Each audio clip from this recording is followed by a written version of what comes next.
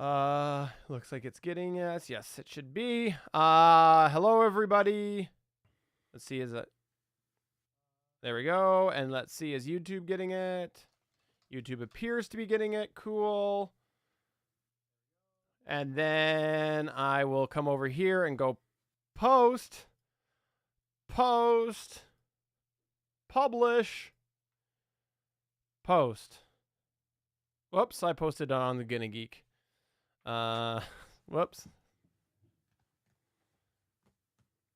Crap. I thought I was on Better Podcasting. Oh well, I'll should I repost from Better Podcasting? Yeah. Because I accidentally did it on Gonna Geek. Sorry. Thanks, Johnny. He said, I look good and I sound good.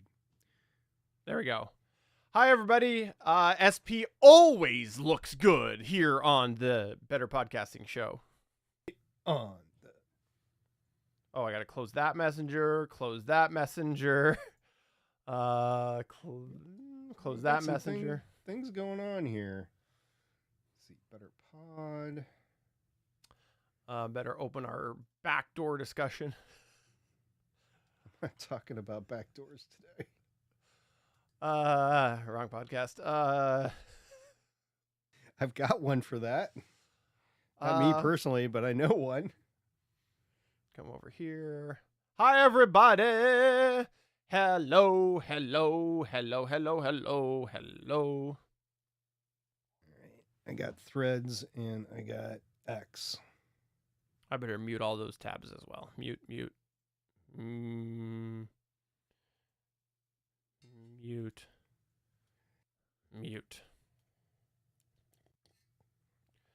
Okay, everybody. I think we're ready to go here in a minute. Thanks, everybody, for who is here live, and we hope some other people will join us. Cool. We appreciate that. We cow I dow. Thank you very much. Appreciate that. One of these days, you'll meet me face to face and give me the good old stabbing. One of the two. If you ever come to the United States, we're going to have to advertise that to allow for several of our audience to travel to us. You mean if I ever come to the States, you have to advertise that after the fact, or else the border will get wind and not allow me through? Dude, you know I can do that at any time. So it doesn't matter when. I was just going to double check. Hey, can everybody hear this? I think so. I can. How about that? I'm Chris. That one's working. Okay, I think we're good. All right, I'm ready to go. Shall we do this? Oh, we didn't practice the opening. Oh, well. That's all right. Let's do it cold.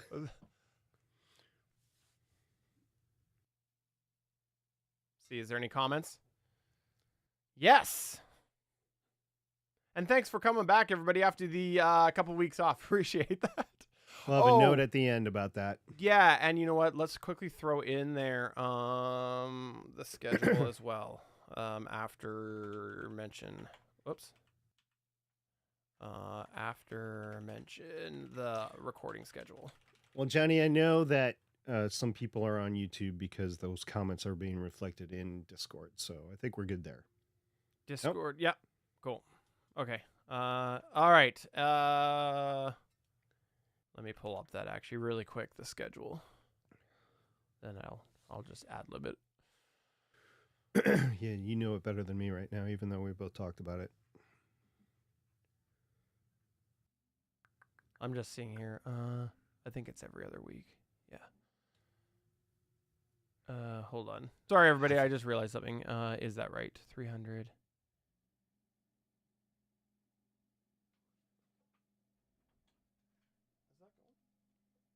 Nope, that would be the... the hell's that noise? Oh, it's a truck coming up. For what it's worth, I don't hear it. All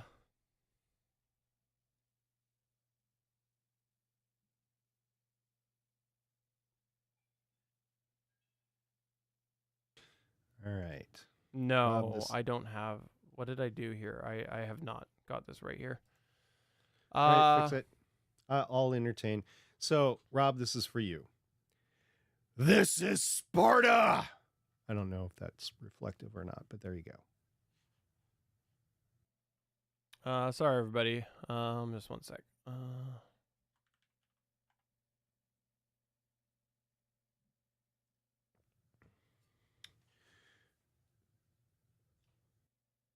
We're going to have what Steven's doing right now is we're going to have a little bit of a modified schedule going forward for the rest of the summer due to our summer vacations. This season has gone on a little bit longer, and the last 2 weeks were my fault.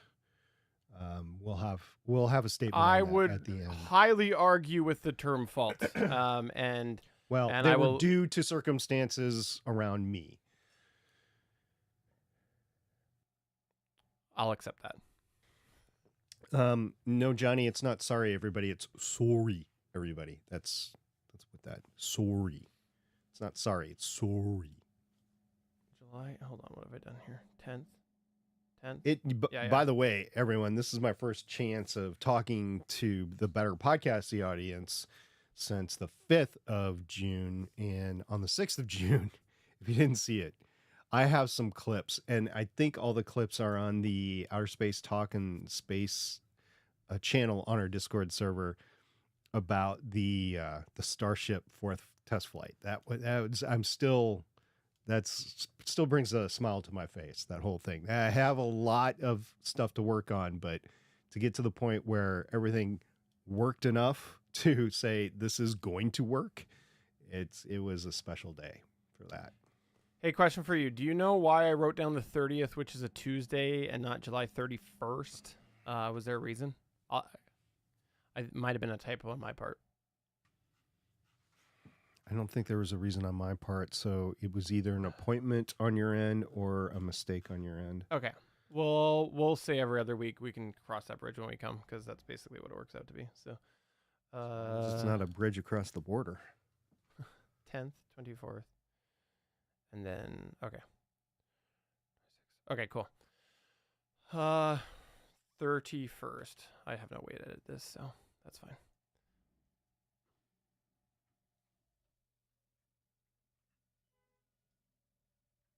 It's not even listed as a date they were recording on the... No, because we changed that after we had to delay a week. Okay. Well, that's fine. This is enough to introduce the schedule anyways, so that's okay. Okay. All right, cool. All right, let's do this. I'm Chris from Play Comics, a show where we look at video games based on comic properties and how well they stick to that comic book source material. A part of the Gonna Geek Network, just like the show you're checking out now. Shows on the network are individually owned, and the opinions expressed may not reflect others. Find other wonderfully geeky shows at GonnaGeekNetwork.com. Welcome to episode 300 of Better Podcasting. On this show, we recount some fun Better Podcasting moments and take a look at some advice that just didn't hold up. But first, in this week's Better Podnerings, topics include a SAG-AFTRA statement on AI commercials and Podbean introduces AI. And finally, in this week's Better Pod Pack, we recap some of our wonderful audience Discord server comments. Will they talk about our past 300? You'll have to wait and find out. This is Better Podcasting. We are hobby podcasters through and through, just like you. That's why we are different. We minimize the money talk so that you can focus on building a better podcast.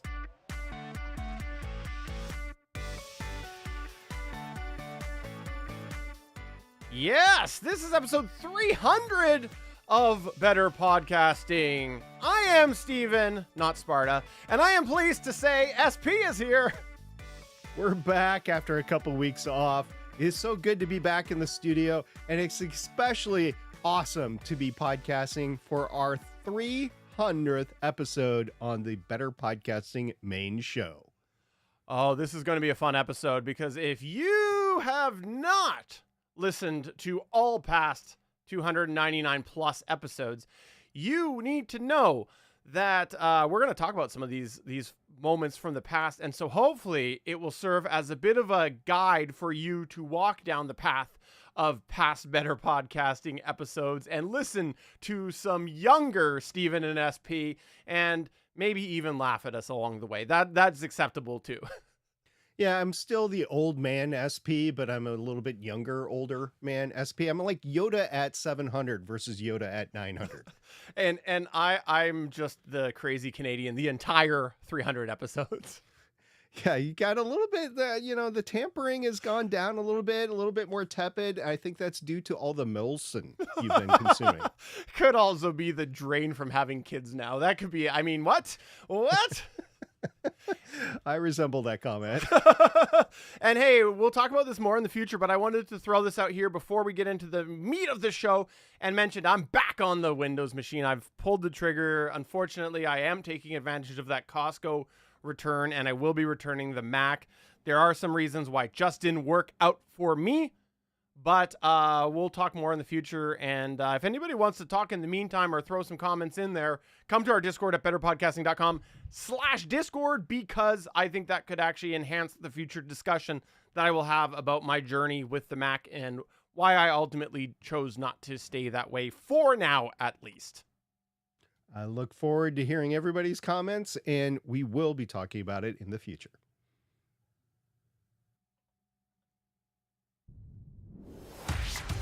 Here's another How I Whoops. Saved My Podcast story. That was an accident, but I actually wanted to wait anyways because I think my mic is picking up the trucks out there right now, the recycle trucks. So let's give this a minute. All I right. think I did hear it in my cans a couple of times there. So it's right out there. You got a little condenser action going on there. Well, it could be, but no, they're pretty loud. And my window's kind of open because it's got the AC in there. So yeah, you got a window unit now. well, it's still the portable AC, but it's just a plastic piece that goes in. So it doesn't offer much sound dampening. Have you explored putting like a plastic piece and some insulation in between? I haven't, because most of the time I just I close the window every day, so because I don't trust it. So it's really you don't trust people on the outside. That too. Yeah. Yeah. Okay, let's do this.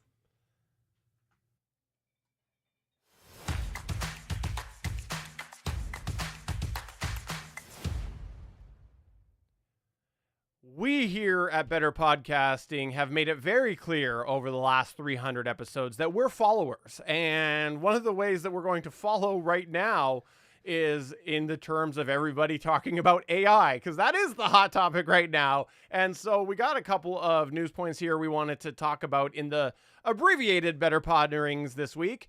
And the first is all about SAG-AFTRA, because we've talked a little bit about SAG-AFTRA in the past and how that might affect your podcast. And there's news now about SAG-AFTRA and AI. There was a message that went out about a new agreement, specifically a new audio commercials waiver that SAG-AFTRA put together. And I'm going to summarize it a little bit here, even though we have the full text. Basically, they said in an email to all their members that they are pleased to share their new dynamic AI audio commercials waiver, which will open up new work opportunities for members, providing protective terms for the use of digital technology to create highly personalized audio-only digital ads.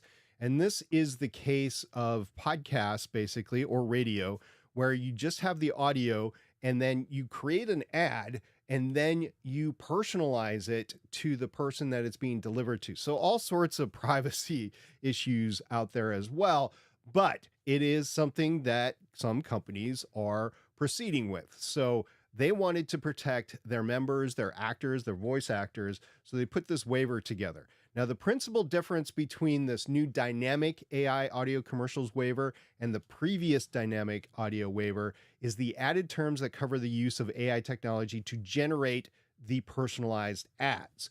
The new waiver provides AI-specific contractual protections for members, requiring a performer's informed consent for the creation of their digital voice replica, and additional consent for the use of their digital voice replica in any ad. Performers will also have the ability to opt out of the use of their digital voice replica in an ad, and each time a new commercial is created using their digital voice replica, a performer must be compensated per the terms of the waiver.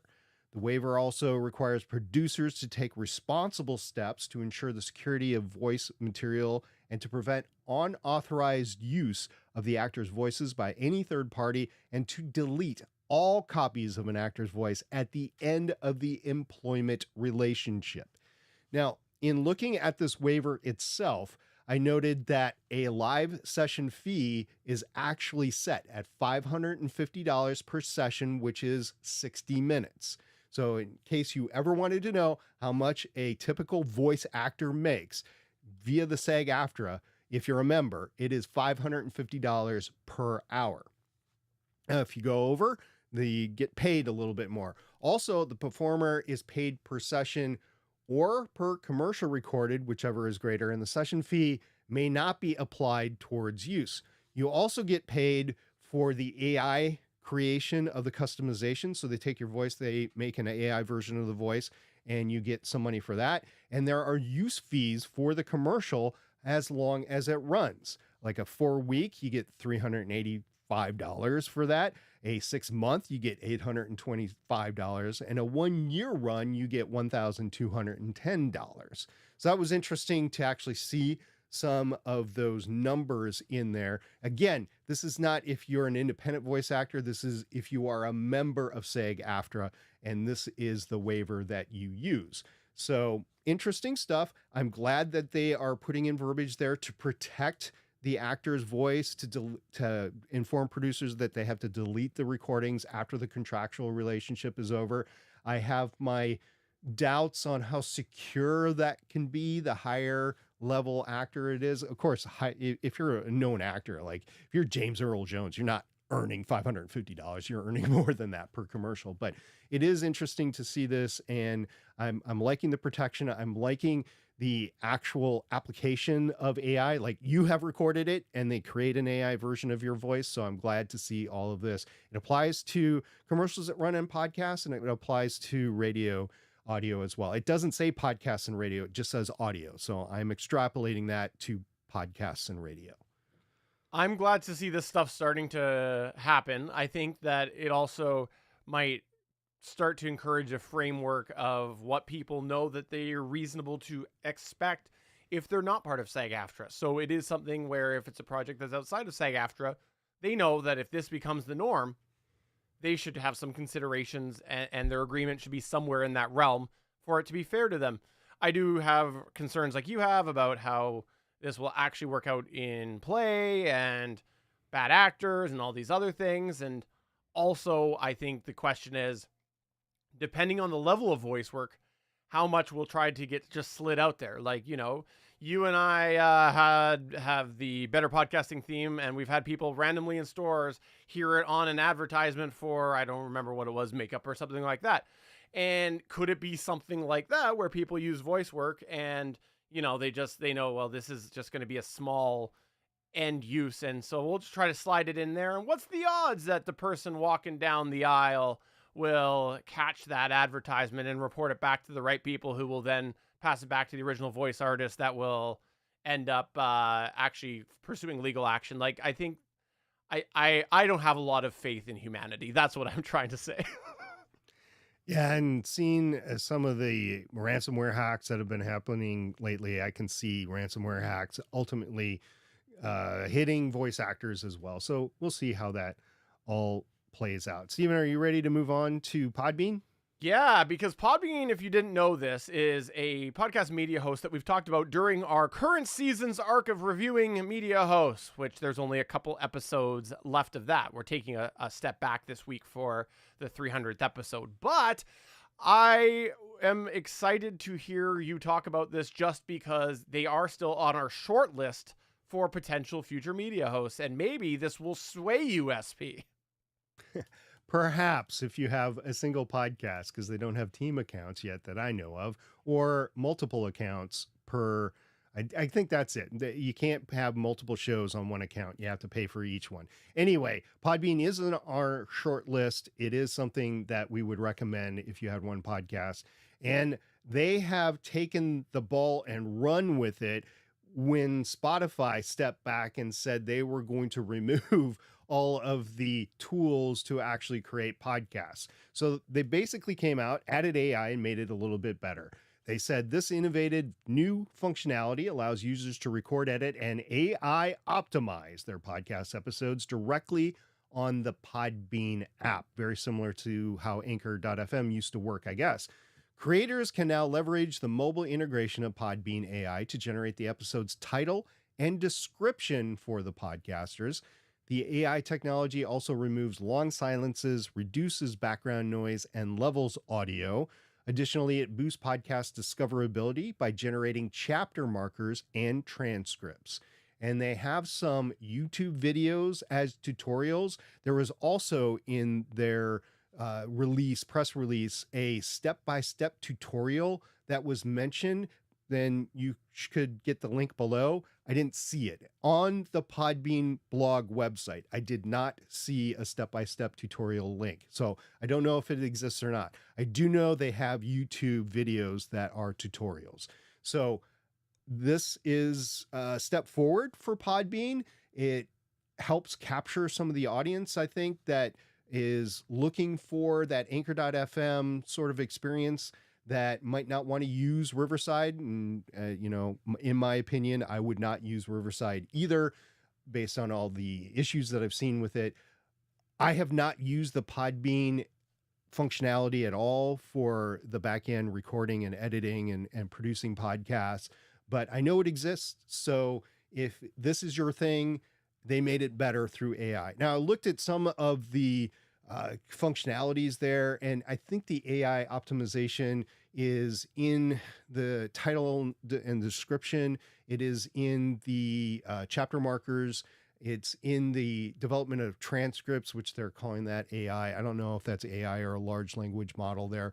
And it is in the cleanup of the audio. And I was thinking about this, Stephen. I'm going to ask you a question here before you get to comment. I'm sorry about it. But you think in terms of Auphonic, you think in terms of what you do to your audio. Do you trust any service, no matter if it's Podbean or Auphonic or whatever? Do you trust them to clean up your audio? I have a minimal level of trust with this, and I'm not meaning that totally negatively. Why I say that is because I do think a lot of the editing processes that people follow, aside from the creative aspect, that every editor has a little creativity of their own, they're very similar. And so I don't think it's actually a stretch for AI to figure that out and apply something that actually sounds good on the other side. Now, what I have hesitation about is the idea of the creative aspects that I was mentioning. So like, I tell a dad joke, I specifically leave a little silence in or something like that because you're not responding. Those sort of things is where I wonder how well it will work. Or, the talking over each other, where sometimes there is a situation where you want to remove that. And I don't know that this technology is at that level of multi-tracks yet, but let's hypothetically say that we get there. There's times where it makes sense to have somebody actually cut off the other person because it adds to the conversation. What it will happen in those situations. So I think there's a lot of nuance that will probably, I think we'll see some shortcomings, but I do think that for some people, this potentially is a very valuable tool just because I think at the end of it, the basic form of editing is very replicable. Wow, I can't say that word, but I'll leave that in because we're talking about editing and I don't want to edit that out. I was thinking in terms of all of the effects that I have put in and the things that I've learned on the different levels of the different effects to put in, what order to put the effects in and that sort of thing. I'm very particular about that. Could I be wrong on something? Could there be a better optimization? Probably. But I think I've come to a decent level of understanding with all the effects. And I really scratch my head of, is a service out there going to be better than me with all my experience and all my tools that I have? Now, I assume this is free if you're already using it. So, hey, if I was just starting out, I'd want to do something like this. I have used Auphonic back in the day to help with leveling and stuff like that, but I can't go there anymore. And I think this will help out somebody new. I wonder if there is some sort of off ramp for somebody that's new that comes into podcasting that uses this to optimize their audio. And is there a way for them to learn how to do it correctly that isn't incredibly painful? Because if you start using this, you're like, well, I just use that and that works out just fine for me. I don't need to make it better. And maybe they're right, but I don't think there's going to be an off ramp for people to learn how to edit the way that you and I learn how to formulate the audio is probably a better way to say it. Cause editing is like word choices and spaces, like you were saying. I think the audio quality is probably what I'm referring to. See, I would say that for me, I have more faith in the audio quality just because we have seen things like the NVIDIA tools and whatnot, even a couple years ago, do some pretty amazing things. And so I do think we probably have to have some level of control of personal preference, because we've talked about that before. There are a lot of different ways that audio can be processed that is right. You listen to certain radio stations that have a certain format, generally pop. They're often over compressed and things like that, because that is that niche, that is that market. That's the expectation there. Then you listen to something else that it dials it back, and you talk radio sounds a certain way. And so if AI is just going to go in and be like, I think all audio should be the same, that might be a problem. And so I think you still need some level of, I want it to look like this. And from what I've seen with like synthetic voice control and whatnot out there, you get those options as it is for generating voices. So I think that could very well be a case, but we'll see what happens with this, how good it is. And also we will see what problems end up getting published because somebody didn't review their episode and AI destroyed it. Yeah, and I will say, if you're doing a well-produced audio drama or a playthrough podcast with soundscaping, this is probably not the best thing to use their optimization. Well, we'd love to know your thoughts. Come to our Discord at betterpodcasting.com/Discord, or email podcast@betterpodcasting.com, or you can phone. No, 300 episodes later, still don't have a phone number. So come and email or come to our Discord, one of those two. Who uses a phone anymore? Shall we talk about our 300 episodes, SB? Let's get to it. This is exciting.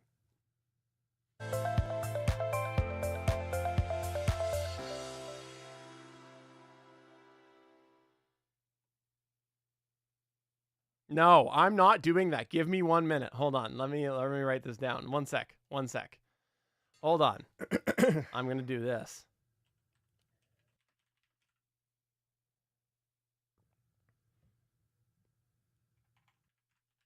Still waiting. This is the Better Podcasting Download.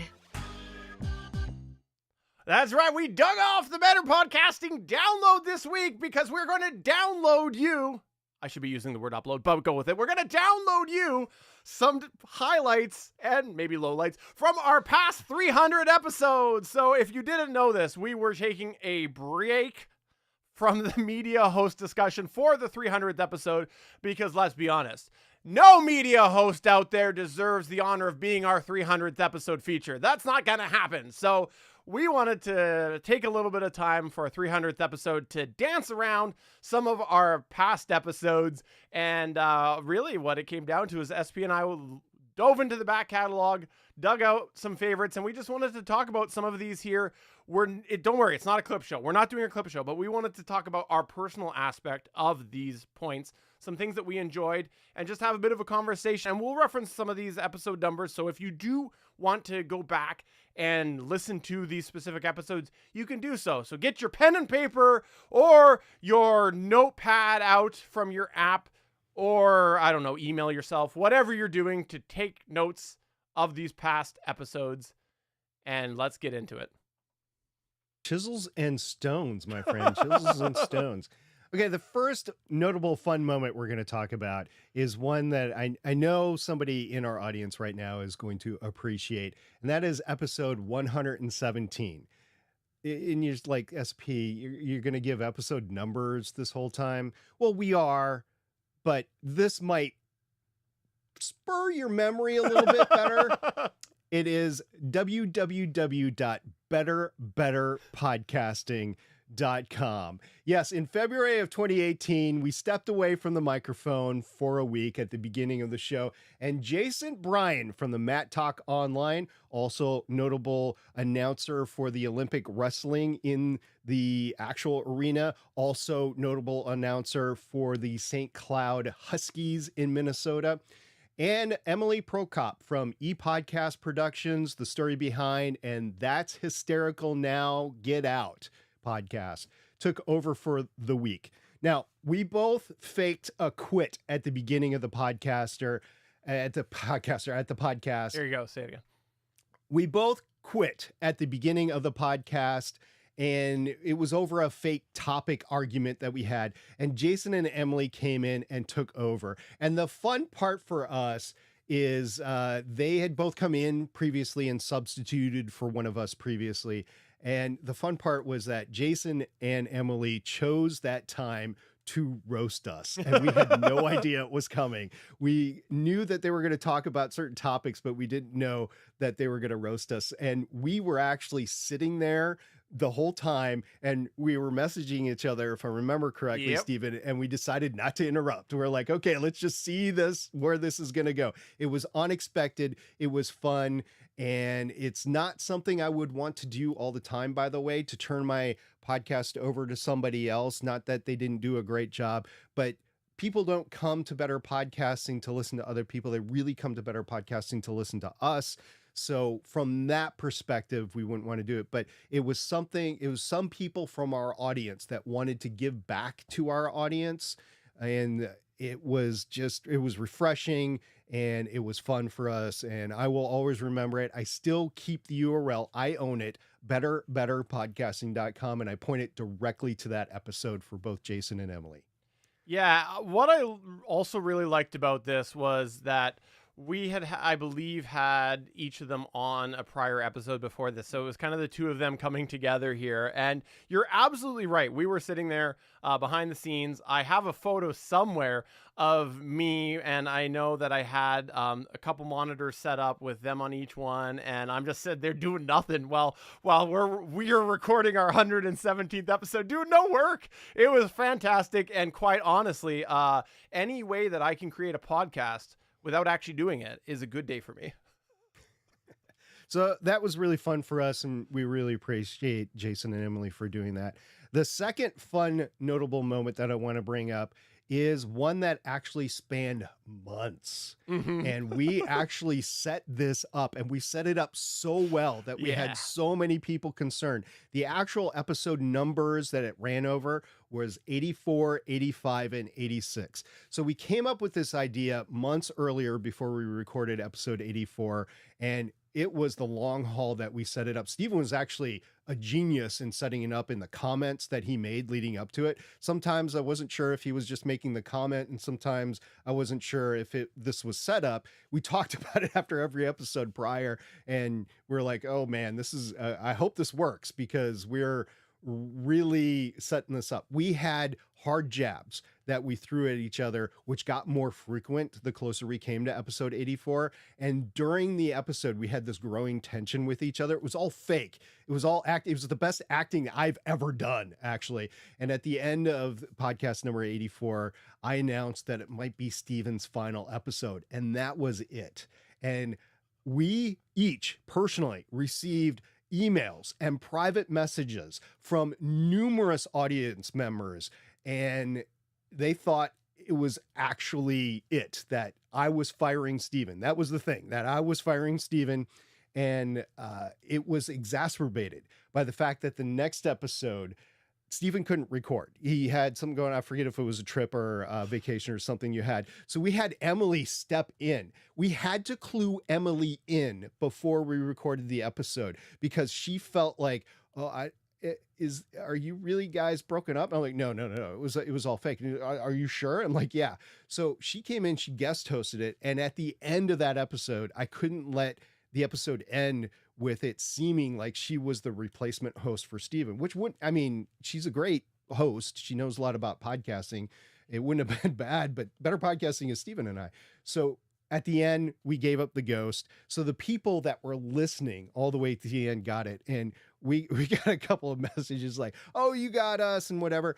I got to say, Steven, not everybody and not all audiences could have played along, but the Better Podcasting audience, because of the way that we run the show and because of our personalities, the audience that we attracted actually got it and appreciated. I can't say that every audience would appreciate it. So I want to say thank you to our audience then and now for going through that. That gag could have easily backfired. Yeah. We did thank everybody for their concern, and no, we were fervent about it before, and we have made a note to disclaim everything since. We will never be doing that gag again, and there has never been tension between us to lead to one of us firing the other or us quitting the show or anything like that. And we've made a note to say that that is not happening ever since 85. So it's an ongoing thing, unfortunately, because of that. But we won't be doing that. It's a thing that we could do once, and that's it. One of my favorite parts about that whole thing was that almost all of the feedback that came in about it was two parts. Someone would respond saying, what happened? And then a little bit later, never mind. I got to the end where you said that Steven wasn't actually fired. It was genius. I really liked, and I'll give you the credit on this. Yeah, sure. We did some setup ahead of time, but you were the one that had to sell it because you were the one that recorded the episode. So you deserve the full credit on that. And, that was a lot of fun. So if you ever are actually feeling mad at me, you should just go back and listen to that episode. I mean, whenever you are actually mad at me, I'm sure you go back and listen to that episode and just wish what could have been. I think we spent half of episode 86 saying, no, this is not, we're fine. Everything's fine. So it was really a 3 episode span that we did it, and all the setup before episode 84. Now for this next one, I got to dig into the archives of Steven because it's been a little while since Steven's really fully embraced this. And are you ready to talk self-hosting? Yeah, no, but you are, so go ahead. Okay, little pause here. My mouse battery, I keep having to flick the mouse off and the battery's dead. So right. I keep having to flick it off and on. You'll have to go back to your personal... Yeah. I just have to grab a battery here. I just got to actually... I'm going to go to you, though, because I got to pop this green screen up. Someone's all right. Yeah, no problem. It wouldn't be a Hallmark Better Podcasting episode without some sort of issue. Right. For those that... I wasn't going to talk about it tonight, but just to fill some air. For those that have been following my Rodecaster Pro issue, I recorded 2 podcasts last night, and both times the Rodecaster Pro 2 it stopped the first time and then froze, and I had to reboot it. And then the second time it stopped hearing. I wasn't able to hear what was going on, and it was the Rodecaster. It wasn't my computer. It wasn't my headphones. But so the Rodecaster Pro 2 continues to have issues. Oh, all right, back to me. The next fun moment that we want, actually, mouse, thin gap. That's right, because the next fun episode that we're talking about is episode 65, where we talked about self-hosting. This was in a bit of an arc that we did about different hosting things, and I was talking about the idea of self-hosting, and the description we had was, have you ever considered self-hosting your podcast RSS and or media?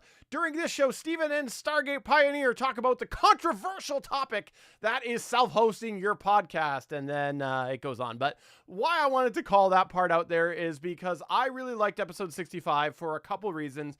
The first is how sort of some of this discussion has held up, but some of it is how it has changed as well. And really for this, I have to say that as far as what has changed is that I think it's really hard now to justify the actual media hosting of self-hosting, because we talked in that episode all about self-hosting your RSS feed and self-hosting the actual media files themselves. And there's a lot of affordable media host options out there where you could still self-host your RSS feed, but trying to justify the actual files being on an independent service, I don't know that that makes a lot of sense. So I think that that's changed a lot, but also the core idea of somebody else hosting your RSS feed is almost more prominent now about some of the problems that could happen with that than it was when we talked about that before, because we have seen a lot of media hosts come and go very quickly since recording this. There's a lot of people that came into the space and left. And we've also seen some that have just been super frequent with outages. And so there's been a lot of reminders over the years that if you are having your RSS feed on somebody else's service, you are subject to their terms. And the other aspect is if there was a reliable media host that could potentially be purchased down the road, they still get to dictate what happens to all of those feeds and the archives of those feeds and things like that. So there's been a lot of changes in the space, a lot of media hosts that have been bought up. And so far, we haven't seen anybody just royally get screwed by acquisition, but it could happen if all of a sudden people had a bunch of redirects on and a media host ended up being bought. You could see it where all of a sudden they just like, no, we're not honoring those redirects anymore. But ultimately, the biggest reason I like talking about this is it was really an avenue for me to almost talk about web hosting. And I'm a lifelong web hosting geek. My first web hosting that I ever purchased was written by check because I was too young to have a credit card. So it was a roundabout way for me to talk about web hosting. And I like during the episode where you actually talk about the benefits of using a podcast media host while you're saying, okay, this is how you self-host. I mean, it is techie, it is geeky. You gotta be a true hobbyist to actually want to do this. And it is still possible today, but there are benefits of using a podcast media host as well. And I'm just glad that during that episode, you were talking about the benefits and the detriments of both. So it's made it a timeless episode, at least to today. You know, it was made in the episode 65. I'm guessing it was late in 2016, and it is mid 2024 now. So you're talking almost 8 years later, and it's still valid. So yeah, way to go. Hey, I had a question for you, SP. Yes, sir. If I was a podcaster and I wanted to podcast on a boat, do you have any advice for me? As a matter of fact, I do. I have podcasted or recorded from an airplane in flight. I have podcasted from a pontoon boat in the middle of a lake. I have podcasted from the rest area on a roadside. I have podcasted or recorded from a sauna. And let me tell you, some of those were huge mistakes from an audio perspective, but I did it. And I did it to prove the capabilities of some of the equipment and the limitations of some of the equipment. So on July 6th of 2016, I recorded some segments on a pontoon boat on a lake in Wisconsin. I used the Gonna Geek Network banner right beside me in the pontoon boat. I used the BP HS1 headset. I went into a Zoom 5 and the phone simultaneously, so the audio was from the headset. I recorded the video with my phone. You can see the actual video on Gonna Geek episode 152. We talked about it in Better Podcasting episode 38. We also talked about the airplane and showed the video on the airplane in episode 11 of Better Podcasting. There basically was a lot more do not do this than there was good advice in the clips, right? But it was fun. And that's the essence of hobby podcasting for us, is to make it fun. It was fun to do it while I was on vacation as a little stress reliever during the stress relief.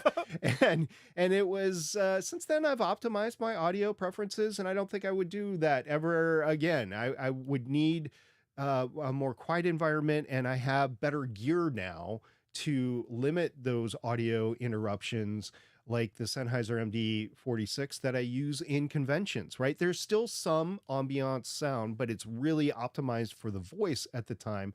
And also, I would highly recommend monitoring your audio recording wherever you're recording. And yeah, you might look like a geek with full headphones on in the middle of a convention floor, but it's better to do that than to lose the audio, because you have that one opportunity to record. And if you miss it and you're recording a guest of a lifetime for your show and it's bad audio, you're going to regret that for a very long time. So I think it's better to do that. And just this fun plane, boat, and roadside and sauna podcast. A sauna, by the way, is echoey as all crap, but it was fun. And Stephen, it was fun for you to get the results back, and you're like, okay, SP, what do you do now? Yeah, I have to say that looking back on these, I think there's a couple interesting things that people could do a little bit differently, or you might look at this a little differently than when you did that. Is number one, I think that the expectations of podcasting has changed so much that you could get away with something like On a Boat and your audience accept it more than back then, just because depending on the level of silence reduction and microphone filtering and things like that you did. Like if it was reasonable enough, I think audiences are more open to the idea of a less ideal environment than there was back then. But the second part is, I think audiences really do like the gimmick aspect of it. And I think that the gimmick aspect of it, if played right, could work. And what I mean by that is, yeah, we're talking about a plane or a boat, but I'm talking also like a convention space. So if you have a topic or a niche that you go to conventions and things like that,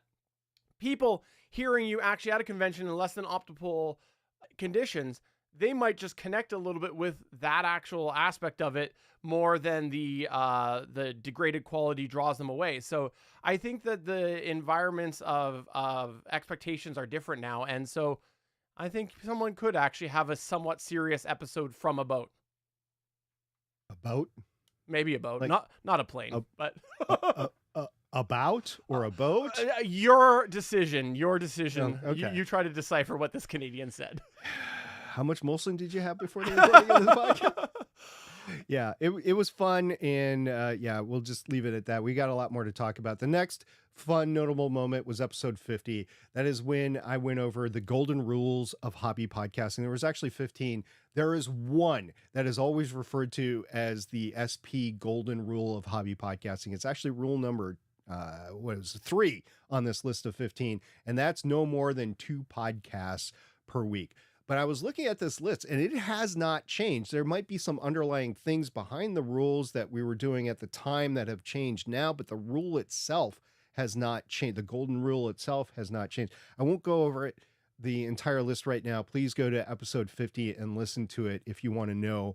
The 2 podcasts per week took me 6 years after I said that to actually obtain it. And yeah, that's kind of a little bit hurtful that I made this rule and it took 6 years to get there, but I was having so much fun with a lot of the podcasts I was doing, and I had a lot of help from teams in order to make it happen that it enabled me to go farther. I do not recommend that now. There is so much promotion and marketing and things outside of the actual podcast that you need to do today that if you do more than 2 as a hobbyist, then you are spreading yourself too thin. You should be doing more for your podcast, and that will limit your time available to do more podcasts. There is, before we go to the next one, I want to call out a specific number from this, and I'm going to call out episode number or point number 7. You knew exactly which one I was going with. We did not discuss this ahead of time. Audio listener, he held up 7 before I said it, and it was start with a maintain. Sorry, let me say that again. One second.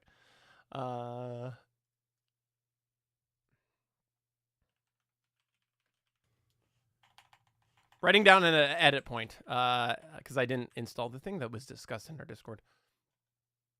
And it is start with and maintain a stable RSS feed, and this is part of his number 7 point, bracket SP. I'll be a Libsyn fanboy until something radically changes, and we'll leave the quote at that because I wanted to call out that, no, I'm not calling you out negatively on that. I'm calling you out that you at the time future-proofed yourself with that statement because at the time it made a lot of sense, but you knew that things could change in the end, and I will say that something has radically changed with Libsyn. Yeah, you can go back to Better Podcasting Live Chat, episode 70. You can go through the list of why the origin of season 4 of Better Podcasting really started, and it was the list that we did there. There's been more since, and we've gone through them more. I don't want to kick a dead horse when it's down, but yes, the whole reason that we're doing season 4 is because things did change. Things will change in podcasting over time, but the actual rule itself has not changed. No. Start with and maintain a stable RSS. And that is still true today. Well, moving on to our next fun moment, we're going to talk about episodes 172 and episodes 176 because these are a couple of hardware interviews we did. In episode 172, we talked to Craig Reeves from Mackie, and in episode 176, we talked to Dan Hewley from Focusrite. And these were some interviews that we did when we were looking at what's to come in the realm of podcast hardware space. And I think we kind of predicted the future a little bit. We had the sense that there's got to be some stuff coming. We had seen, yes, there were some new products at the time that were coming out, but it was in general more of the same. And so I think this was something that we kind of wanted to explore what everybody had on the radar there. And we didn't get a lot of information, unfortunately, but it was still fun to do some interviews with Mackie and Focusrite on this and just get the hardware perspective. And also, we know that a lot of our audience likes to nerd out like we do about hardware. So these were definitely standout moments that I think about quite a bit when I look back at our past 300 episodes. They were just fun. They were different for us. This was pre-Rodecaster. This was pre-Tascam Mixcast. This was pre-DLZ Creator. This was pre all of that. And what I remember from those interviews more so than the gear that we were talking about at the time was the fact that they went through their process of how they refreshed their gear, how they decided what they wanted to work on, and what the timeline was when they came out with things. It's an annual product cycle that all companies are in. And if you want to learn more about that, listen to the two episodes, 172 and 176, and you will hear the same processes and timelines that the company adheres to today that brings us the newer gear, like the Rodecasters and the DLZ Creators. And we have made no secret about it. We're looking forward to the next generation of that stuff for podcasters right now.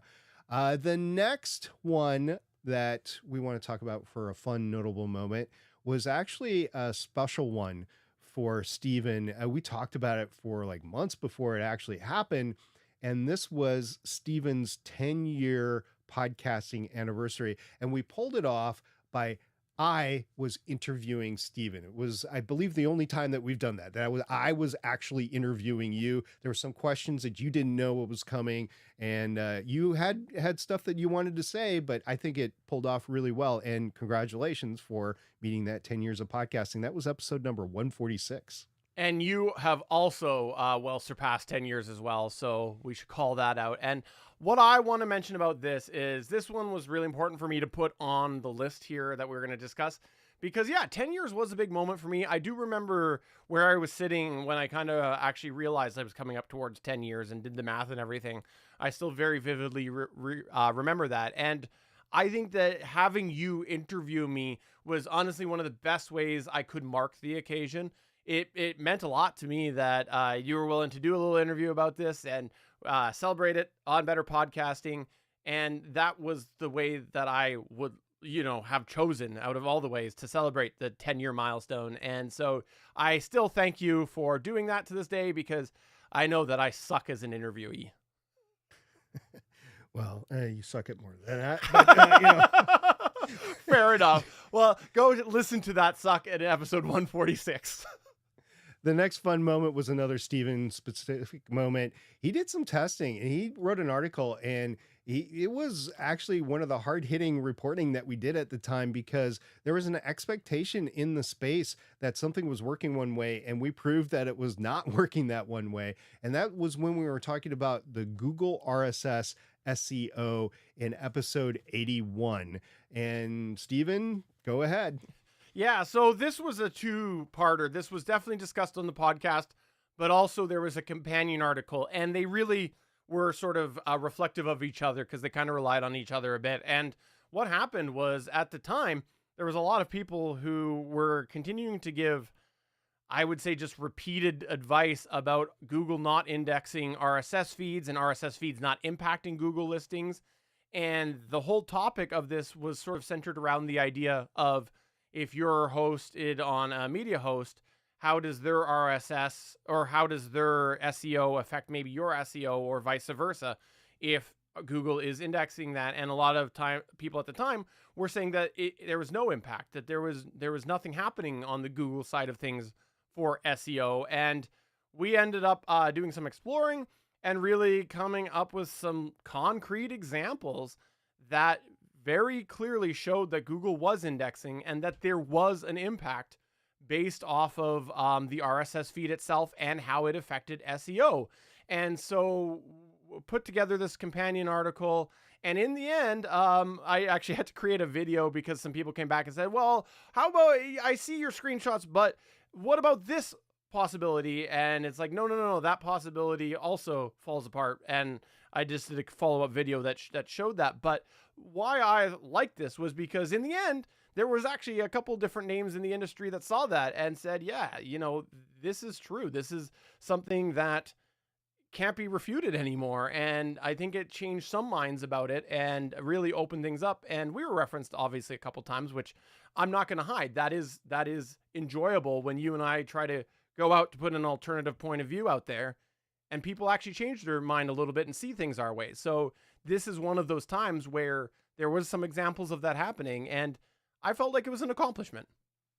Now, better podcasting by definition is in contrarian mode for the rest of podcasting, just because we're the only ones that talk about non-monetization and hobbyists and having fun 100%.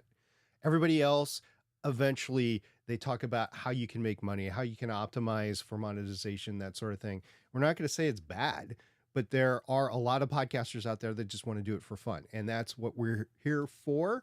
So for us, in some cases, to poke back at the industry and say, no, that's not, we understand why you're saying that, but that's not true for hobbyists. And this is why nobody else is doing that. So that's what we're still getting enjoyment today out of Better Podcasting.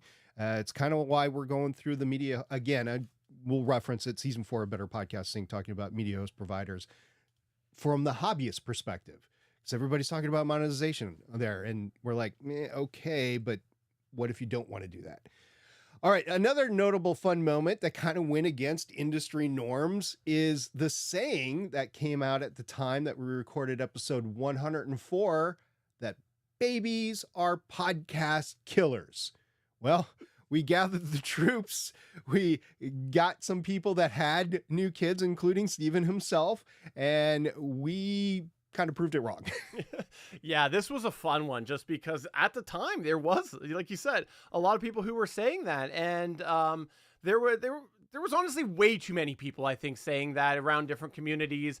And as hobby podcasters, we're doing podcasting for fun. And any parent knows you have to allow yourself some level of fun for yourself. You have to carve out that time. And so for podcasters, that can be the time that they're carving out for themselves. And so, like you said, we rallied the troops. We had people from Digital Soup Podcast. We had Jay and Kier from at the time, I believe it was Gallifrey Public Radio. We had Amos and also the aforementioned Emily, who contributed stories about how they navigated podcasting with kids. And then we threw in our own advice as well. And you were at the other end of the spectrum than me. And I thought that was good conversation because we were looking at it from very different points in our parental lives. Yeah, to put it succinctly, I am now a grandparent, and Steven, you're still in the mode of trying to get kids out of grade school. So that's what we are in lifespan right now. So yeah, it was really fun to put that together and to put it in. I think you hit the nail on the head. As a parent, you need to have fun. Podcasting is a great way to do that because you can do that while the kid is taking a quick nap. Even if you do it solo, you can do that. Or if you ask your partner, can you watch the kid for half an hour, 45 minutes while I record? Yeah, you can do that. So I think it's a wonderful stress reliever that you could do from the comfort of your own home, basically. And it is not a podcast killer. Now, you have to make some arrangements, but it's not a podcast killer. Now, this next one, Steven, that's coming up, actually, I think, as I think about it, might be my favorite episode of Better Podcasting. Favorite episode ever out of the 300. And that is when we had our entire community, our entire audience chip in and tell us about a certain topic. And that was what they wish, not what we wish, what they wish they would have known before podcasting. We had at least a dozen, if not more, people that gave us audio feedback or video feedback. There was more that wrote in with their feedback, and it was a truly community event. It was actually referenced quite a bit in the community because it talked from the hobbyist perspective what they would have done differently. And if you listen to the episode today, not much has changed from that. You still have the expectation that you're not going to make $1 million within 6 months. There's still the expectation that your downloads will not be that huge. There's still the expectation that you might never actually get a lot of downloads, and to concentrate on the funness of it. And there's a ton more advice in there, but it was so, I'm looking through this list and there's some people that aren't with us anymore that are on that list of people that gave us feedback. So that's a very special episode to me. Steven is the one who put this on our list, but I was thinking of doing it as well. I'm so glad you did. I really like this because I remember sort of putting this all together and thinking, this is the moment that I'm kind of realizing, not thinking that this is the moment, but this was the moment that I'm just going to say that again. One sec.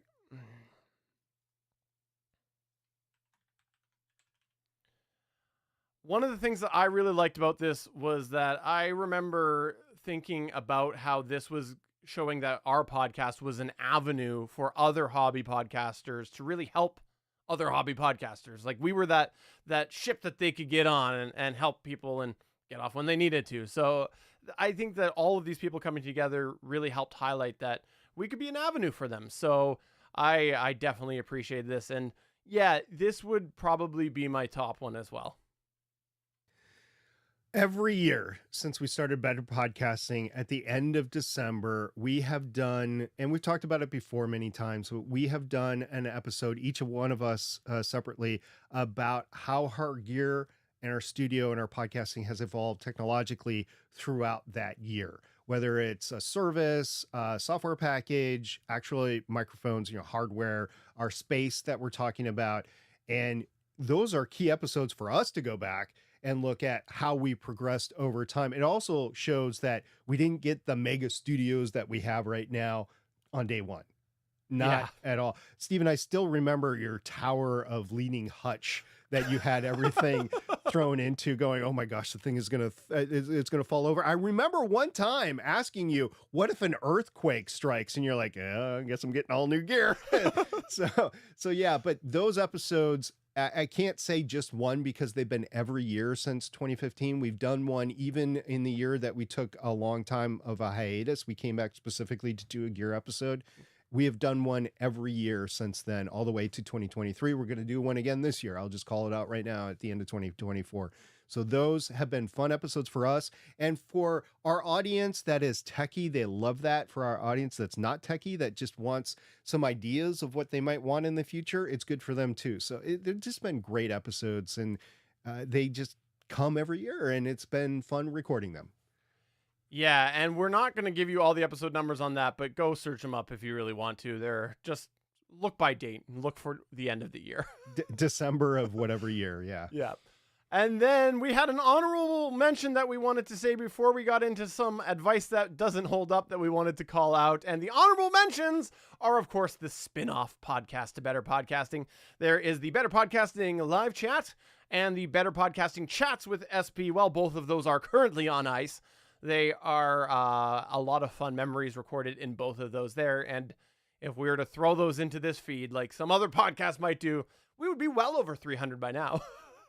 Yeah, Better Podcasting Chats with SP. I mean, I interviewed other people that podcasted from a boat. I interviewed a Hall of Fame podcaster on there, and there weren't interviews, there were conversations. And I really enjoyed those, and I enjoyed our live chats too, because that interacted more with our audience than we normally do on a Better Podcasting main show. They are both on a hiatus indefinitely. I don't know if either one of us coming back, but they were fun to do at the time. All right, now you want to hear about our failures. We know that. And so let's start off with the first failure that we want to talk about, which is going to just be in general a bunch of platforms that are no longer. We're going to talk about how there was Blab that we said you could use. There was Skype, which was a high quality audio solution, and Hangouts on Air, which is no more. So these things were great at the time, but they all were not now. And Blab no longer, Hangouts on Air no longer, and Skype has just gone to you know where a long time ago. Yeah, and even something that I'm using today, StreamYard, I'm expecting that to go by the way to the dodo within a year or two. It was bought out. They fired all the development people. So I really think that StreamYard is going to join this list eventually too, which is a shame because I really enjoy it, but I'm also preparing for the day that it's no longer there. So yeah, that's advice that if we could take any singular episode out, we would, but there wasn't an episode that we talked exclusively about any of these. And the Skype one, I know Skype still exists today, but that audio hiss that they inject is just, for a hobbyist or whatever, you record it, that hiss is there, and it just brings the audio quality down. When it got so bad, I bought hardware because I wanted to multi-track record on my end, basically meaning that like when we were doing the Gonna Geek show, I had our co-hosts there, so SP and Chris, and we had either JS or John at the time, and we had them coming into me individual tracks through Skype, but because the hiss was layered, I bought Behringer MDX 4600 hardware compressor so I could have 4 independent channels that auto-gated to remove the hiss because 4 layers of hiss was too much. That's how bad it got. Yeah, it was pretty bad. So the next advice that didn't hold up, we've already kind of talked about it already, but it's in a different avenue. In episode number 178, we put together some criteria for choosing a podcast media host provider. And I looked through the criteria. They're still largely representative in the criteria that we have today, but there have been changes. Like when we put it together in 178, which was 2019, when we put it together, IAB stats, we were like, this is the future. We have to go with this. This has to be it. If you don't have a media host provider that does not have IAB stats, you need to get off it. Well, fast forward to 2024, and we're like, yeah, as long as they're comparable to each other, they're okay. There's also additional considerations that we put in there for hobby podcasters, like multiple feeds available, dynamic audio insertion, not ad insertion, audio insertion, multiple contributor or team accounts in there as well. Will our criteria change again in the future? Probably. The tech keeps evolving. In fact, since we started our 4th season of Better Podcasting, the podcast media host providers have almost all on our short list, and some not on our short list, have added additional capabilities, and we've tried to report all of them as we go along. This will likely be something that we come back to in the future, so I can't say the 2024 criteria, that's what it's going to be in the future. But in episode 178, we kind of like put the stake in the ground and said, this is it. And it's not it anymore. The stake is not there. It has been kicked out or washed away. One of the two. The next thing that we want to talk about is editing talk, specifically early editing talk. And this is a vague topic, but I still want to call it out here because in the early conversations that we had in Better Podcasting about editing, we did talk a lot about the importance of high editing and super high production quality and how that would draw more ears towards you. And yes, there's a degree of that is still remains to date. But an example that I want to call out is how we talked about how things like crutch words should be edited out. We did I think a whole episode around that sort of thing, and slight misspeaks in conversations and things like this. And at the time, that was definitely the trend and what a lot of people were expecting. But if you look at what audiences are expecting today, basically consumer expectations, the expectations have changed, and there are people out there now who are looking for a more natural sounding approach. We're not talking about the group of people drinking beers around a room with a Yeti in the table, because that was sort of the people that we were trying to get away from before. That's still the case. That's still not great, but there are people out there who are looking for the conversation to not sound overly edited. And there are people who actually comment back that they stop listening to podcasts now because it's obviously not a natural flow. I personally speculate. I could have left that in. That would have been Or appropriate. speculize, either way. That would have been appropriate, but now I've made it awkward, so now I have to edit it. I personally speculate that this comes from a change in social media, specifically things like TikTok and YouTube videos. I'm not just talking YouTube shorts, I'm just talking YouTube videos and other content that is in line with what podcasting is, that traditionally doesn't always have a high level of editing involved with it. And I think it's almost become more normalized. So I think that if you look back at the overall hard and fast messaging that we were saying early on, I don't think it holds up today because there is a lot more flex in what consumers are looking. And yes, there are people that will still be driven away by something that has too many errors or too many misspeaks or too many crutch words. But there's also people who will ignore that altogether and not even realize that you said every other sentence. But okay, maybe not that extreme, but it's basically the consumer expectations has changed. Now the basis, I think, still remains. I will say the basis, which is you should still put some care and love and quality into your work, and it might be something that elevates you above a potential competing podcast. But I think that I think basically the advice might be looked at today as over editing. The last advice that we're going to say in this podcast that didn't hold up used to be a favorite of mine. It was something called Clamor. For those that are new to podcasting, you don't know what Clamor is. That's okay. You don't need to know. This was think of it as an early headliner or clip generator with an audiogram to it. It was very limited. You had to do it on mobile, which at the time the screens were incredibly small at the time. The time frame that you can clip was really small to begin with. I forget if it was like 11 or 14 seconds. It grew as the capability was improved over time or modified over the time. It was very time consuming. Didn't matter if it was at the beginning or end. Very time consuming to create. I think the fastest I got a clip out was 5 minutes. And that was just me going, woo. And because that's all the time that I had before I boarded a flight. And I really wanted to get done before I boarded a flight. And I think I went back listening later and I didn't like clip it correctly. You could kind of hear the blip of a word at the beginning, at the end. And it wasn't exactly the clip that I wanted. Here's another thing, because it was a developmental thing, we basically proved over time that they had false interactions injected, false profiles injected, and follows. It was obviously false. The demographic didn't fit the demographic that would follow us and follow our clips.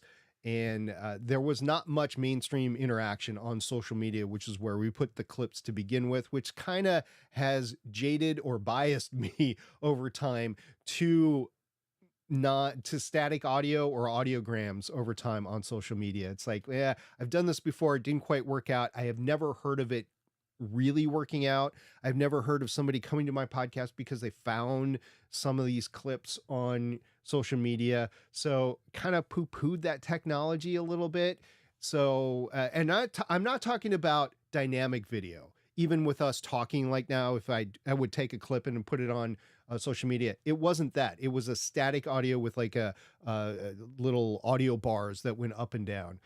Maybe it was before its time because with AI, you can generate it now and it's a lot easier. It definitely could have had significant improvements to it.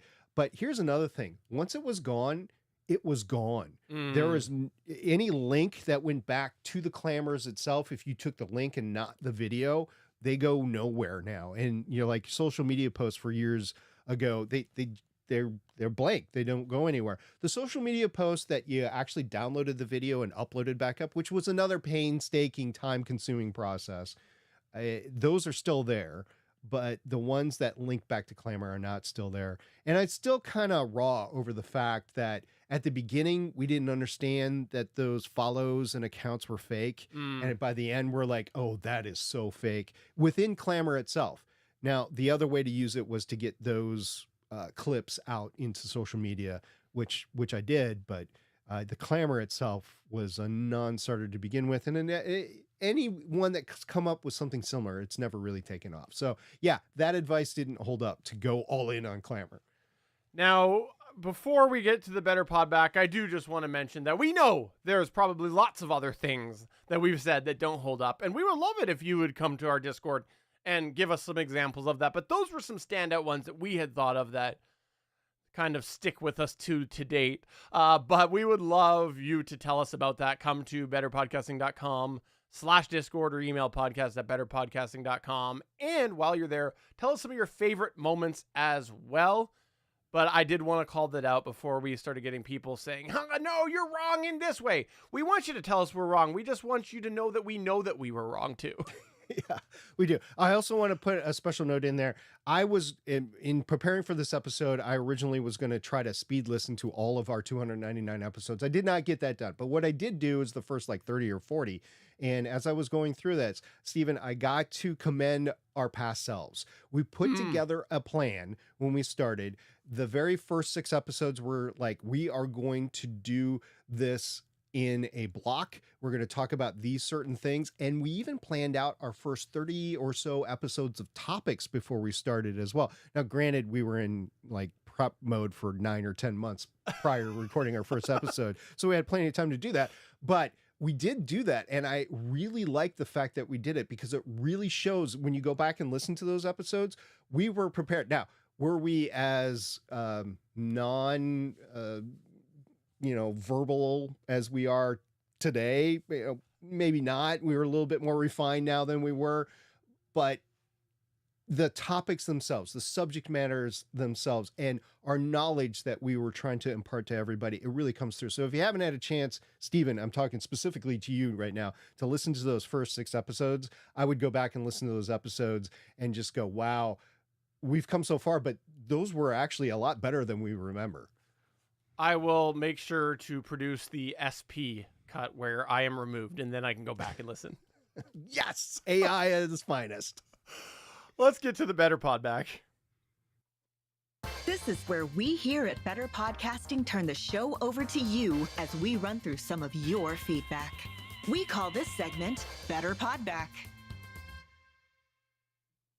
All right, let's get to some Better Pod Back, which is going to stay on brand for this episode because in our Discord, SP asked a question, any favorite Better Podcasting moments you wish to share your audience community?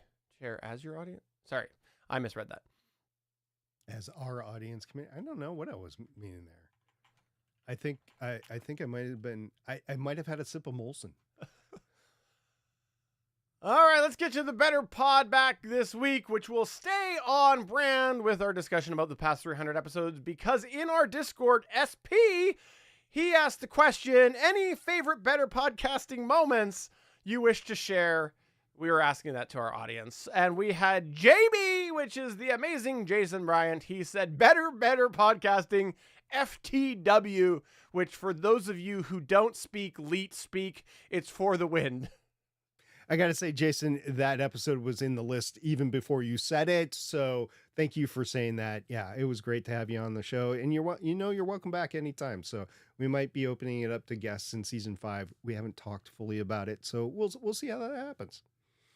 We also had Owlerun say, still waiting for the drying paint spinoff we were promised. And that is so timely, Owlerun, or Jason, as I know you, because there will be a bunch of painting in my house coming soon, including this eventually, which might impact Better Podcasting in the future. The first thing is the fence. Believe it or not, I'm going to go Tom Sawyer. I'm going to be whitewashing the fence here in a couple of days, actually, when it dries out. So yeah, paint drying spinoff.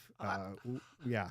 I gotta say, that was a moment that stuck out to me as well, was the way that I managed to fit a paint drying podcast as a random example of a podcast that somebody might have. I did that solidly for many, many episodes. Yeah, and I believe I own the yourhobbypodcast.com URL. We have not used that nearly as much as the paint drying podcast there.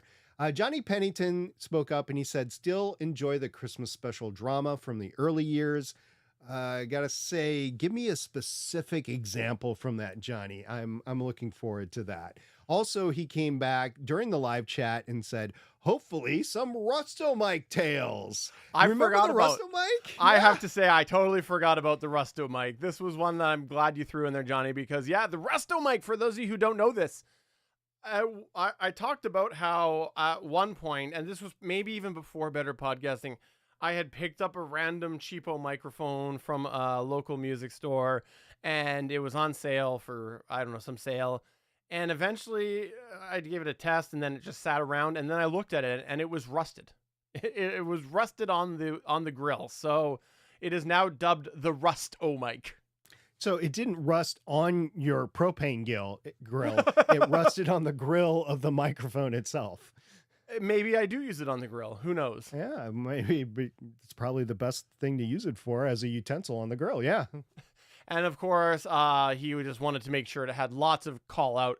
Jason was in our chat today, and he did say, I'm pining for a return of Better Podcasting. So there you go. You got 3 mentions of Better Podcasting. Well, Jason, if you want to return to Better Podcasting, you better get a hold of your co-host first, and then we'll arrange a time for you to be on. Yeah. We also had Wiko Widow come on and say, "This is Sparta" was yelled during the movie 300. I kept on saying that I don't catch that reference in the Discord, just antagonizing him. And I think it did, because he's like, there better be a time in the podcast where it is yelled out, "We are Sparta." So there you go. And then we also had Waffles give some interesting comment. He said, I'm starving for content so much I listened to SJ and SP talk about the live action Avatar The Last Airbender film. I assume that he is trying to entice us to come talk on his podcast.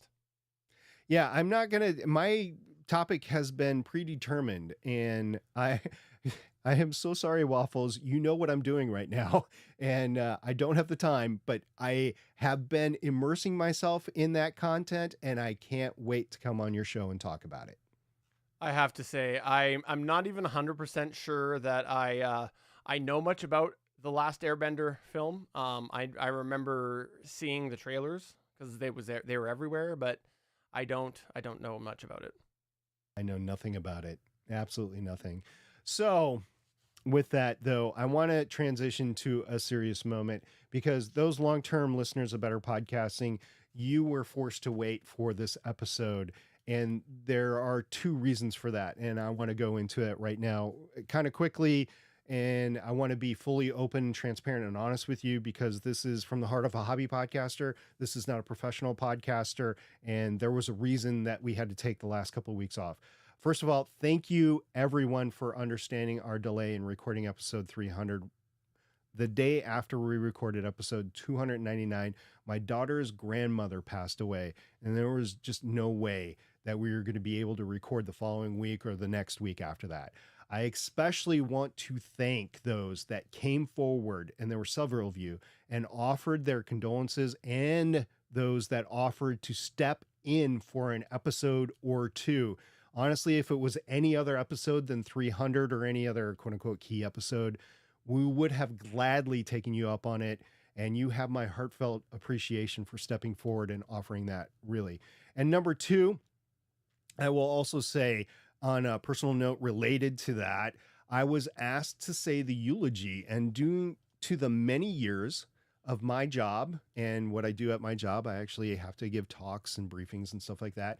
And hobby podcasting, in particular, Better Podcasting, I was able to pull together something that reflected the person that she was, the many memories friends and families held dear of her. And here's the more important one, in my opinion: I made everyone laugh. Not just any little laugh, but great big belly laughs throughout the entire remembrance. It is how she would want to be remembered. It is how she would want her life to be celebrated. And that is exactly what we did. Everyone in attendance came up to me afterwards and thanked me for doing such a great job, and saying what a great public speaker what I was. And I got to say, without these past 300 episodes of Better Podcasting, I would not have been able to do that as well as I did. So I will credit better podcasting and the fun that we've had and the preparation that we've done and just going through this 300 times as being able to pull that off in a very emotionally charged environment, right? So I resolved to be happy, and I took it and I said, show's on, and I did it, and it went great. So I want to thank Better Podcasting and my experience and our audience for enabling that over the past 300 episodes. And I also wanted to thank everybody for their condolences and for the offer to step forward. All three things, such amazing from our audience. Thank you very much. I was not there, of course, but I want to say something that I'm pretty sure some of our audience would be thinking right now is I think many of us can appreciate how the history of podcasting might have helped you with the public speaking and whatnot and all that. But I think that probably anybody who knows you will agree that give yourself credit, because I'm sure your personality and who you are was the biggest driver of your success with that. Because you know, if I think about someone giving a eulogy and whatnot, I could just picture you, and I think that, you know, you are you, and you should take your credit for that more than podcasting. So that's just what I want to throw out there, if that makes sense, because your personality and who you are is probably a big factor of that. Yeah, you mean me being a smartass all the time? Actually came true. I was actually being sincere for once, that I think you should pat yourself on the back for who you are. So okay, thank you very much. I'll do that later off camera. And with that, we need to talk about the future of Better Pod. Don't worry, it's not bad. We just need to talk about what's happening in the immediate future of Better Podcasting. For sure. So for those of you who are wondering, what does the recording schedule look like? Well, first, I do want to call out right now, as SP mentioned earlier in the show, we did not intend the media host season to go on this long. It's just some delays came along the way. Some extra names came on our radar that we went, let's just keep going. Let's keep going. And so, did we want to go all the way into late July? No, we didn't, but that's where we're at. And so what the plan overall is, we'll be podcasting this season and wrapping it up, assuming no other delays come, wrapping it up at the end of July, taking August off, and coming back a couple weeks into September with the next season of Better Podcasting, which will not be reviewing a specific thing. That's not what it's going to be. It's going to be more like traditional Better Podcasting, but still with the format change and whatnot. But know that overall that will be the plan. But here's the kicker, is when we look into the summer vacations that we have planned, the summer delays that we have and whatnot, what you can really expect is that we're going to be every other week until that last episode of July, where we will end up recording the last episode of this season. So if you want to get into the details, the way it's currently scheduled is, of course, we're recording this one today. This is episode 300, and then we will not be recording again next week. That is a sort of long weekend for both of us here. It's a holiday weekend for Canada. Today is on July 1st, and then July, I don't know, somewhere in there is Market Day. I think, what is it, the 4th? Is that what it is? No, I know that it's the 4th. So July 4th is Independence Day. So we're not going to record that week. The week after, we'll be back with episode 301, and that will be Acast, and then I will be away, so we'll be a week off on that. And then the week after that, we'll be back with episode 302, and that will be Castos. And then the week after that, which is not a gap week, we should be back with our episode to summarize the season. Now, those are the current slated details. As I said, anything could change, but just know that basically it'll be every other week till the end of July, where it gets a little bit changed, but that's where we will end the season and then take August off. Looking forward to completing this off and making our final recommendations and making our decision of where we're going to put Better Podcasting as we move it off of Libsyn by the end of summer. So thanks to everybody who has listened to this episode. Thanks to everybody who has listened to any of our episodes over the past 300 or any of our spin-off shows. We appreciate all of your support. And also, I'm going to just, sorry to a good portion of you audience, I want to call out, I'm not going to say the names, but I'm going to call out the diehards who are still listening and have been around from the early episodes, let's say 20 or less. You're still around. You're crazy. I'm going to say that. You're still listening to me. Like, come on. There's a level of crazy there that I can't call out. And they're still podcasting. But no, seriously, thank you for the support, and especially all the diehards. Thank you very much. If you are somebody who has listened for a certain period of time that's recent, let us know. When did you get on board? Because we'd also kind of like to know what drew you into Better Podcasting. And in general, you know, if you have any thoughts about Better Podcasting, let us know, because we will be starting in September, that new season. And like I said, it'll be more in the line of what was before season 4. We are looking forward to any feedback at any point in time. If you want to give us the 5-star rating on iTunes, On or iTunes, Apple yeah. Podcasts, No, stick with iTunes. It's look back. Say iTunes. And yeah, iTunes still exists, by the way. I was still using it the other day. And if you want to throw in a review there, we would greatly appreciate it. If you want to subscribe to the Better Podcasting YouTube channel, give us a thumbs up there. We appreciate that as well. And mostly we just appreciate you conversing back and forth with us. The Discord has been a wonderful resource for a variety of different things. It doesn't matter if it's podcasting. It could be tech related, could be vehicle related. It could be what you're enjoying on TV. That's all in there. If you're having problems with your DAW or your video editor, we have channels aside from that. And people do come in from time to time, and other people come in and answer. It's not just us. It is other people that have been podcasting for years and have experience that really makes that community. And we thank every single one of you for being part of it. So that's going to go ahead and wrap it up for episode number 300 of Better Podcasting. I'm Steven, saying we streamed this tonight on Hangouts on Air. Wait, no, sorry. But you're listening to it on Google Play Podcasts. Oh, wait, sorry, no. Google Podcasts. Oh, wait, no. I lost track. Google Play Podcast. All right, see everybody next time. It'll be a regular episode. We're looking forward to hearing your feedback. See everybody later. Bye. Bye. Sorry, that came up a little quick. Sorry. Yeah, you know what? We got to close out 300 with it. So we'll edit that in post, fix that, but we'll just sit here and play this. Sorry, I went off the rails there. That's all right. I remember all the long hours of listening to music to get to this. So much. Oh, so much. Bye. Bye. Thanks for checking out another episode of Better Podcasting. You can find the full back catalog of Better Podcasting at betterpodcasting.com. If you're into geeky podcasts, please check out the other podcasts on the Gonna Geek Network at gonnageeknetwork.com. This show was produced and edited by Stephen Jondrew. Voice work was done by L.W. Salinas. Thanks again for listening or watching, and we hope to see you again next week. Oh, the mic switch.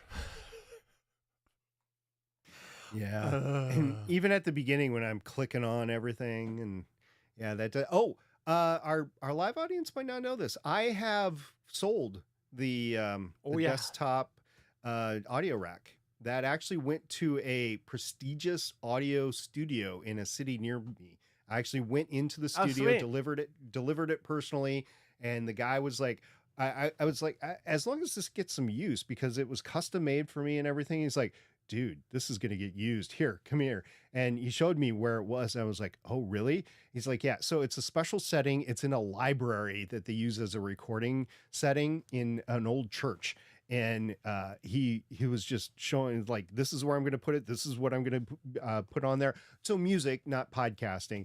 But I was like, really? You are? He's like, yes, I want this as a centerpiece. I was like, really? He's like, Very yeah. cool. So yeah, got rid of that. And I would have kept it, but it was very large, and I'm just trying to declutter the entire house and wanted to get it out of not only the office, but the house. So I'm glad it went to somebody that is going to use it. And with that, I have no ability. With the 2 mixers that I sold and the audio rack, I have no ability to go back to that old setup from a couple years ago. It is gone. I don't know if I mentioned it, but I once again took down the DBX 286, and I'm back on the Rodecaster Pro directly. And I think that's where I'll be laying for a little bit. And I couldn't do it. It was it was really bugging me that I was forced to use a piece of hardware with the Rodecaster Pro, and I thought I must be able to get it dialed in, and I'm glad to have the DBX 286 off my desk again. So I was wondering if Rode was going to come out with a Rodecaster Pro 3 sometime this year, but they just announced a white version of the Rodecaster Pro 2. So I think they're still in, the final iterations. I think we got another year or two of the Rodecaster Pro 2, which is not great. We also heard from a lot of people. I was just going to say, though, that I hope that we get some teardown videos between that and the Black 2, because it would be really interesting if there was any indication that it was a new production run on the white. Like maybe in case there's a core hardware problem on the 2 that's caused some of these issues that they potentially fixed. I'm wishing and hoping here. I'm be honest, but honestly, I wouldn't want a white one. I mean, the reason that they're making it is it looks better on camera for those that are going for that sort of look. And I'm like, no, give me the black one. I like the black one. But there are those that don't too. So, whatever. Rode has gone, they have this, I think now entire white line that you can get, which is cool. They also had some modifications that they were toying with at the time that I know, what's his name? Tom Buck had gotten some of the early release runs as they were testing some out, but like different colored ear muff pads for their headphones and stuff. But Rode said, no, what's out there is out there. We're not going to do that. So we're just going to go with what we got. Maybe too little potential to sell versus how much it would cost for those specific runs.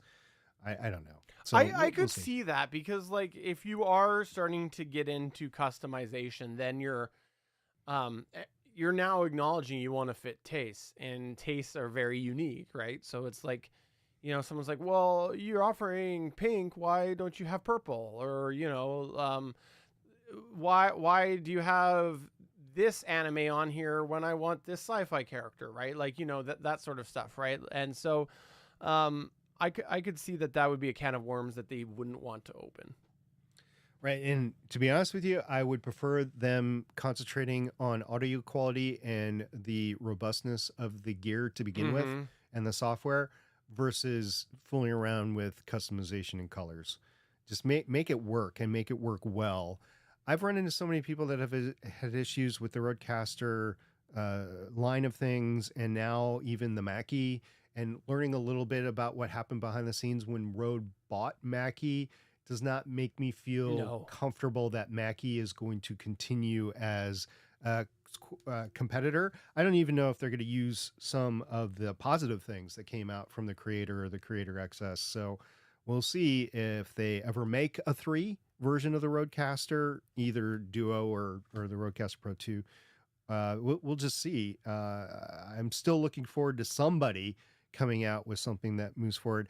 A lot of people, and maybe this could be a future episode, a lot of people prefer like doing everything on software and just using a customizable like audio interface and doing everything through that in the software. I still think there is cause, especially with all the problems that I've had in the last couple of years or a couple of months. I think there's cause to have a separate hardware recorder still, which is what the Rodecaster does. So yeah, I think I'm still going to go that route, but hey, if anybody out there has any comments on, hey, I use this as my audio interface / mixer or whatever, and you do multi-track, let me know. And that's the key, multi-track, not just a single track, but multi-track. I think for me, I would be 100% okay with a mostly software controlled board, but is still the hardware inside, because like the Rodecaster Pro 1, the Rodecaster Pro 2, they are only software. Like they're software, like yes, there's physical things, but they're digital things, right? And so if they had a smaller box with the, still recording on the device, but I had to do most of the stuff through a companion app, I'd be totally fine with that. The only thing might be the mute buttons I would prefer, but honestly, that would be acceptable if there was a way you could still access that through hardware, like through a Stream Deck or something like that. But Always having to go and click a mute button, not wild about that for my personal taste. But like faders, I don't need. I sound pads we don't need. The routing you don't need. You do need like a volume button for if you have multiple headphones out, or at least one. I don't, and I actually think it would be beneficial to have software control in the right way, because if you have, say, 5 headphones and you have 5 people, it would be nice if there was a way that each person could control their own without having to go reach the board, right? So like if say there was an app or something I could use, or something where if I'm in this part of the room, or whatever interface, right? That's where I can see the benefit. But for me, I think a lot of people are moving towards like app control and things like that. But I would not want to lose that core hardware recording. That is so critical to me. I've used the mute button in the recording of this podcast 3 or 4 times at least.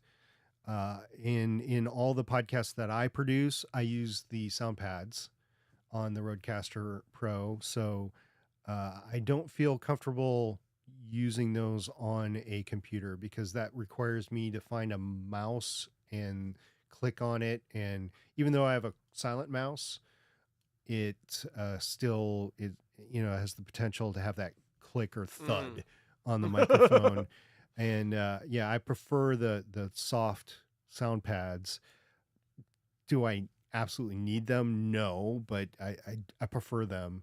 I prefer, and I know a lot of people want to go smaller, I prefer actually the large fit form of what I have too, because it's easier for me not to mistakenly do something on something that's adjoining. Fair. So there's that. I think that the screen on the Rodecaster Pro 2, we talked about this before, could be bigger. The DLZ Creator XS and the Creator have definitely big enough screens, but on my desk space available, I don't have space for that big of a screen and that big of a board. If they could condense the board and increase the screen size a little bit, I think that would be good. And the faders on the Rodecaster Pro 2 take up so much space. I don't need faders that have a travel space of all that. So that could be condensed a little bit as well. But I do like the fact that in Rodecaster Pro 2, I have 8 sound pads or MIDI controllers or whatever you want to call them, versus the 6 on the Duo. I do need the 8 per screen. I wish I would have more screens, but I do need the 8 because some shows that I will use more than 6. I won't say 8, 7 easily on some shows that I have recorded, depending on what kind of audio and bumps are in there and stuff like that. But anyway, I'm looking forward to the 3rd generation of stuff, and we'll see what that is and if it works for us or not. Hopefully, you could have just left it if it works, because if it works, yeah, it just works, because this thing did not work last night twice. Well, thanks everybody for joining us on this walk down memory lane. I greatly appreciate it. Yeah, we got 2 more, really 3 more episodes of media hosting, but it's really only 2 actual media host reviews, and please come back for those. So that'll be in 2 weeks from now, on the 10th, and that is, I'm just gonna say it, that is as it is scheduled, and things can change because we are into summer vacations and other things, and we don't know. So I don't see any problem at this point, but hey, just be aware. So yeah, we did not originally plan on podcasting through the summer. We honestly, we did not. We wanted to take a extended break after going through it, and some of it was actually to work through the consequences of our decision. Yeah, of actually, and we're finding out behind the scenes, we're finding out that might not be as easy as we thought with a show that has hundreds of episodes. Yeah. So more on that later, but definitely is more of a consideration than I thought. All right, so see you July 10th, hopefully. And actually, I hope I see you sooner in our Discord. Bye. Bye.